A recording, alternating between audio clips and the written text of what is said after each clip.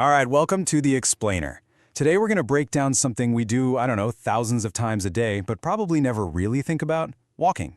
We're going to deconstruct this incredibly complex symphony of movement that happens with every single step. You know, I love this quote from our source material. It says that walking is just the simple act of falling forward and catching oneself. How great is that? It totally reframes walking, right? It's not just moving, it's this constant, controlled fall. Every single step you take is you losing your balance on purpose and then just gracefully catching yourself at the last second. So, here's how we're going to tackle this. First, we'll dig into that whole controlled fall idea. Then, we'll get into the nitty-gritty, the anatomy of a step, breaking it down into its two main parts. After that, we'll look at the stance phase, when you're on the ground, and the swing phase, when you're in the air. And finally, we'll explore what happens when that beautiful rhythm gets thrown off. Okay, first up, the controlled fall. So, what is this controlled fall, really? Well, to get a handle on it, we first need to talk about the basic rhythm of how we move. You'll hear doctors and scientists call this our gait. And it all revolves around this concept called the Gait Cycle. Don't let the name fool you, it's actually pretty simple. It's just a fancy term for one complete stride. So, picture this. Your right heel hits the ground. The gait cycle is everything that happens from that moment until that same right heel hits the ground again. That's one cycle. Now here's what I find kind of fascinating. You'd think this cycle would be split 50-50, right? But it's not even close. We actually spend more time with our feet planted on the ground about 60% of the time. That's what we call the stance phase. The other 40% is the swing phase, when your foot is up in the air. And this imbalance, it's absolutely crucial for staying stable while you're moving. All right, so we've got our two main players, stance and swing. Now let's really zoom in and look at the incredible choreography going on inside each one. Think of it like this. The stance phase, that's your anchor. Your foot is on the ground, literally supporting your entire body weight. Then you've got the swing phase, and that's all about motion and momentum. It's your legs swinging forward, getting ready for that all-important next catch in our little controlled fall. And you know, we can actually put some numbers on this. Your stride length, that's the full distance of one whole gait cycle, is usually around 70 to 82 centimeters. A step length, which is just from one heel to the next, is about half that. And your cadence, or your rhythm, that's typically between 90 and 120 steps a minute. These are kind of like the vital signs for a healthy walk. Okay, so let's dig into that bigger slice of the pie we talked about, the stance phase. This is that 60% of the cycle where, honestly, all the real work happens. We're talking shock absorption, support, and then pushing off for the next step. But stance isn't just one single moment. Oh no.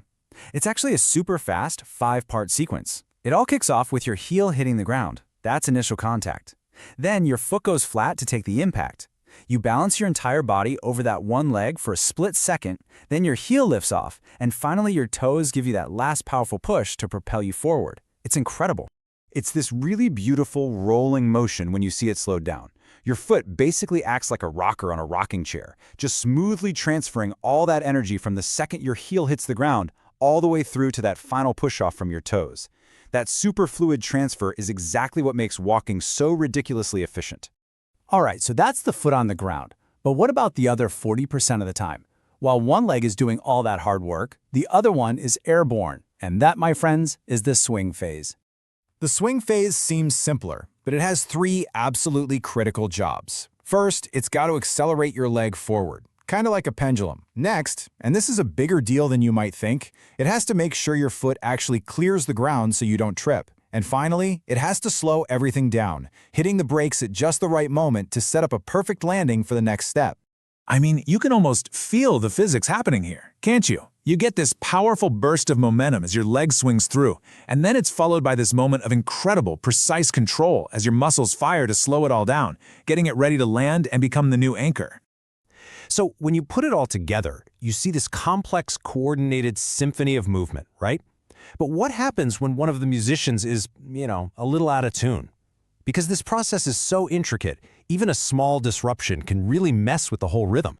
Which brings us to our next section, when the rhythm is off. So what does happen when that perfect rhythm gets disrupted? Well, this is exactly why understanding a normal gait is so important. It gives us a baseline, a blueprint, so we can spot when something's not quite right, often just by watching someone walk. Yeah, see, a change in how someone walks, an abnormal gait, isn't just them walking differently. It's a physical sign. It's like a window into an underlying problem.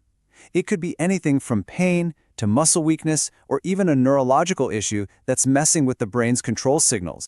And wow, the difference can be really, really stark. Just look at this side by side.